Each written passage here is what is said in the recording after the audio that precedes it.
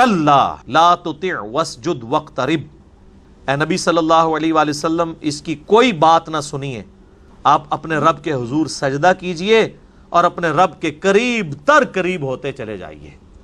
آیت سجدہ ہے۔ اللہ اکبر۔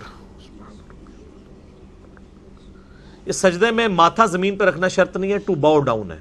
میں نے سجدہ تلاوت کے احکامات پہ مسئلہ 115 ڈیٹیل ریکارڈ کروایا ہے، جس میں نے کئی احادیث پیش کی ہیں صحیح بخاری سے۔ عبداللہ ابن عمر رضی اللہ تعالیٰ عنہ جب بیٹھے ہوتے تھے سواری پہ، بغیر وضو کے قرآن پڑھ رہے ہوتے تھے، اور اس دوران جب سجدہ آتا تھا تو بس صرف سر جھکا کے ٹو باؤ ڈاؤن کر لیتے تھے۔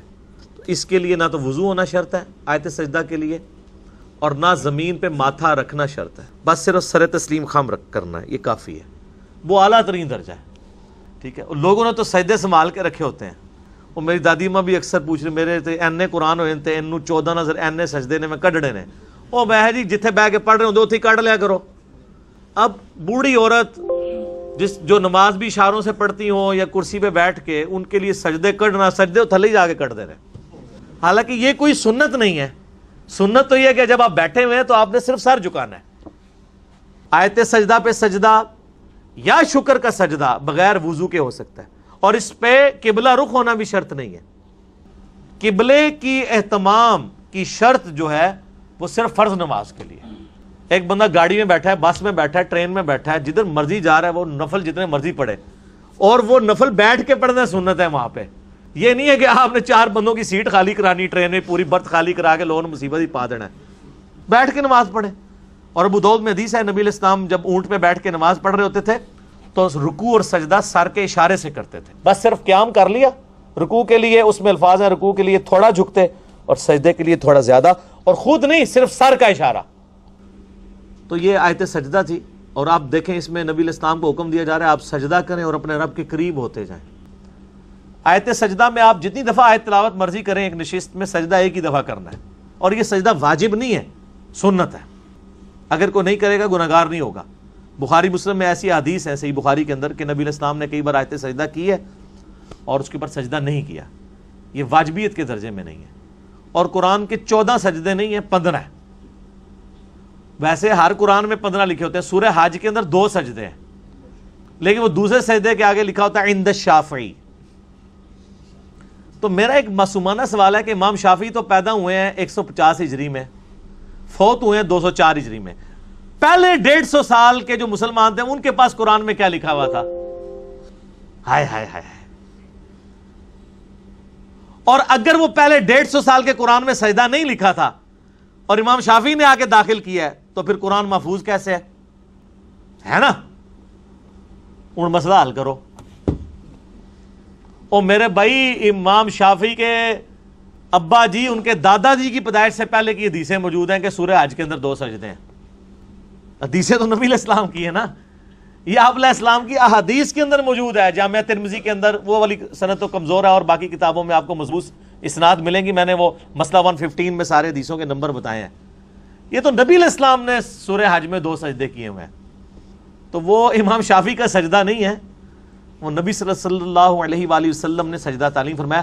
اور آپ وہ آیات بھی پڑھ کے دیکھ لینا تو آیات کا اسلوب بھی بتا رہا ہے کہ وہ آیت سجدہ ہے۔ جو میں نے کہا نا قرآن کا ایک خاص اسلوب ہے، وہ اسلوب حفاظت کرتا ہے۔ یہ میں آپ کو وہ سجدہ بتانے لگوں جو سجدہ نہیں کرتے نا۔ پارہ نمبر 17 کا آخری صفحہ ہے، تو یہ آیت آ رہی ہے، یا ایھا الذین آمنوا ارکعوا واسجدوا، اے ایمان والو رکوع کرو، سجدے کرو، واعبدوا ربکم، اور اپنے رب کی عبادت کرو، فافعلوا الخیر لعلکم تفلحون، اور ہر نیکی کا کام کرتے رہو تاکہ تم کامیاب ہو جاؤ۔ اس میں تو حکم ہے، اس کا ترجمہ آپ دیکھ لیں، رکوع کرو، سجدہ کرو، عبادت کرو۔ یہ اپنے اسلوب میں بتا رہا ہے کہ اللہ تعالیٰ نے تینوں چیزیں ایک جگہ جمع کی ہیں، رکوع، سجدہ اور عبادت۔ تو آپ دیکھیں اس کے ساتھ لکھا ہے نا سجدہ عند الشافعی، لکھے ہے نا، اے جو سجدہ جڑے حنفی نہیں جے کر دے، اے 15واں سجدہ ہے۔ اور آج جو ہم نے سجدہ کیا ہے نا، یہ قرآن کا آخری سجدہ تھا سورۃ العلق کے اندر۔ اب کوئی سجدہ نہیں آئے گا انشاءاللہ۔ اب نیکسٹ جب قرآن شروع کریں گے پھر شروع سے، تو پہلا سجدہ جا کے سورۃ الاعراف میں آتا ہے 9ویں پارے کے اندر، اور آخری جو ہے پارہ نمبر 30 میں سورۃ العلق میں۔ یہ سجدہ ہے جو یہ مس کرتے ہیں۔ سورۃ حج میں آلریڈی ایک سجدہ موجود ہے، یہ دوسرا سجدہ ہے، اور سورۃ الحج کی یہ فضیلت ہے کہ اس میں 2 سجدے آئے ہیں. تو یہ عند شافعی نہیں ہے. میں نے بلکہ وہ شیعہ کا بھی چھپا ہوا قرآن دیکھا نا، تو وہ سیم یہی قرآن چھپا ہے، ادھر بھی عند شافعی لکھا ہوا تھا. تو میں نے کہا یار آپ لوگوں کو تو چلو سنیوں کو تو ویسے ہی کوئی مت نہیں ہے، آپ لوگوں کو تو سمجھ ہونی چاہیے کہ یار امام شافعی سے پہلے امام جو ہیں وہ امام باقر گزرے ہیں، امام جعفر گزرے ہیں. آپ فقہ جعفری ان کی طرف منسوب کرتے ہیں. امام جعفر کے بیٹے تھے امام موسیٰ کاظم. امام موسیٰ کاظم کے صحابی ہیں حضرت امام شافعی. یہ صحابی وہ والا نہیں، یعنی صحبت کرنے والے. تو آپ شیعہ سے اگر پوچھیں نا تو وہ تو حضرت علی کے صحبت کرنے والوں کو بھی کہتے ہیں یہ حضرت علی کا صحابی ہے، یہ امام حسین کا صحابی ہے، یہ امام زین العابدین کا صحابی ہے. تو ان سے پوچھیں کہ امام موسیٰ کاظم کے جو صحابی ہیں تو وہ آپ کو ٹاپ آف دا لسٹ صحابی جو بتائیں گے وہ امام شافعی ہیں. اسی لیے امام شافعی نے وہ شعر بھی کہا نا، ان کان رفضا حب آل محمد فلیشہد الثقلان انی رافضی. اگر بالفرض اہل بیت کی محبت کا نام رافضی ہونا ہے تو تم گواہ ہو جاؤ کہ میں رافضی ہوں، کیونکہ امام شافعی شاگرد تھے امام موسیٰ کاظم. امام موسیٰ کاظم کے والد ہیں امام جعفر، اور امام جعفر کے 2 بیٹے تھے، امام اسماعیل اور امام موسیٰ کاظم. جو اتنا عشری شیعہ ہیں وہ امام موسیٰ کاظم کو مان رہے ہوتے ہیں، اور اسماعیلی وہ ہیں جو امام اسماعیل کو. یہ اسماعیل حضرت ابراہیم کے بیٹے نہیں ہیں، یہ امام جعفر کا بیٹا اسماعیل ہے. تو امام جعفر کی فقہ پہ آپ چل رہے ہیں، امام جعفر کے بیٹے کا صحابی ہے جس کا نام آپ نے لکھا ہوا ہے ادھر. تو آپ فقہ جعفریہ میں بتائیں نا یہ سجدہ ہے کہ نہیں عند شافعی. اور اس سے پہلے بھی نبی الاسلام سے ہر چیز کی کہانی چل رہی ہے بھائی جی.